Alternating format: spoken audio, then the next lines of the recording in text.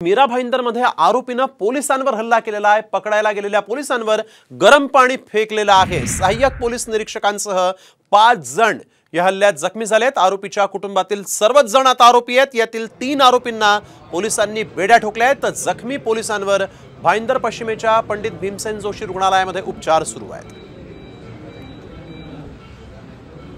आरोपींनी त्यांच्यावर गरम पाणी जे आहे त्यांच्या अंगावर फेकलं। त्यात आमचे 1 अधिकारी आणि 5 कर्मचारी जखमी झालेले आहेत। त्यांच्यावर वैद्यकीय उपचार सुरू आहे। यातले आरोपी जे आहे 3 आरोपी अटक केलेले आहे आणि या प्रकरणाबाबत गुन्हा दाखल करण्याची प्रक्रिया सुरू आहे। तर वळूया पुढील बातमीकडे। पीओपी मूर्तीवरील बंदी कधीपासून असा सवाल हायकोर्टाने आज उपस्थित केला। सरकार दरवर्षी बंदीची भूमिका घेतं, मात्र त्यावर अंमलबजावणी काही होत नाही असं म्हणत कोर्टाने सरकारला घेरलेलं आहे। येत्या 3 आठवड्यांमध्ये भूमिका मांडा असे आदेश हायकोर्टाने सरकारला दिले आहेत।